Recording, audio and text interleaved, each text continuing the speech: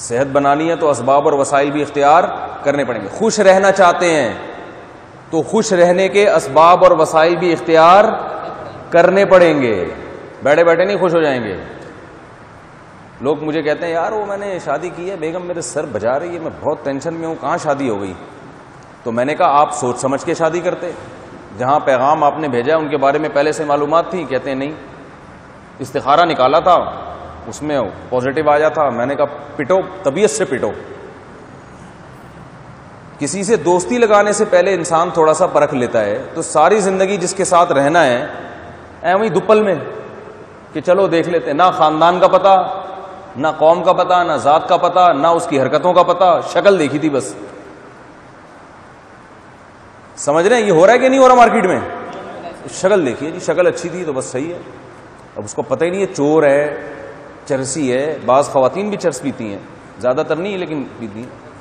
اب وہ آ رہا ہے کہ جی وہ میری بیگم تو سگریٹ پیتی ہے, وہ تو چرس پیتی ہے, بچوں پہ کیا ہوگی؟ میں نے کہا تو اسی طرح مرد کے معاملے میں بھی ایسا ہی ہے, استخارہ نکلا تھا تو شادی کر دی, اب پریشان ہے. تو یہ جو پریشانی ہے, اور پھر کہتے ہیں ہم تو اتنی دعائیں مانگتے ہیں تہجد میں, اللہ تمام ٹینشنوں سے ہمیں بچا کے رکھے. اللہ نے وہ ٹینشن ہمیں دی جو دنیا میں کسی کو نہیں ملی.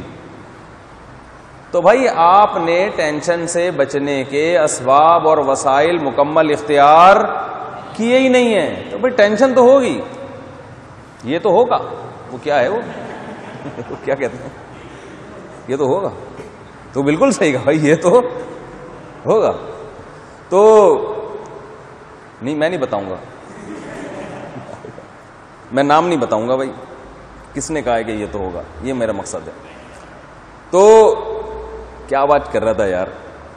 تو ٹینشن سے بچنے کے اسباب اختیار کرتے نہیں ہیں اور پھر ٹینشنوں میں جکڑ جاتے ہیں. پھر کہتے ہیں پتہ نہیں میرے ساتھ ایسی ٹینشن کیوں ہو رہی. اولاد میں اگر آپ برابری نہیں کریں گے, ایک بچے سے زیادہ لاڈ پیار, دوسرے کو نظر انداز کریں گے, تو دوسرا پھر آپ کو ٹینشن دے گا کہ نہیں دے گا؟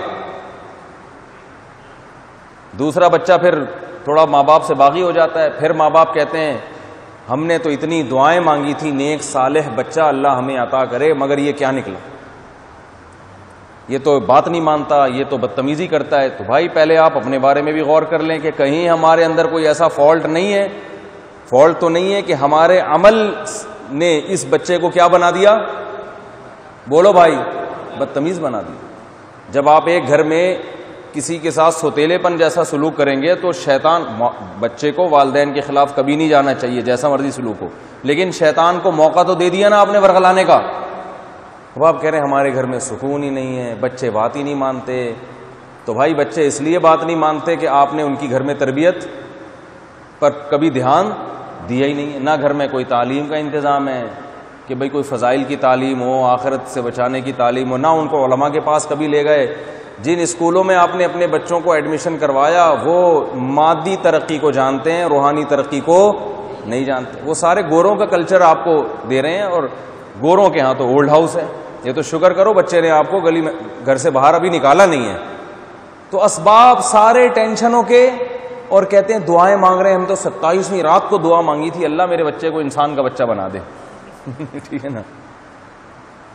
تو اللہ نے یہ ان آیتوں میں کیا پتہ چل رہا ہے بھائی؟ اسباب, فل اسباب اختیار کرو, اس کے بعد دعائیں بھی پھر قبول ہوں گی. پھر اللہ پہ نظر رکھو. سمجھ رہے ہیں کہ نہیں سمجھ رہے ہیں؟ ہر چیز میں. اور ہمارے نبی نے اسباب ہم سے زیادہ اختیار کیے ہیں.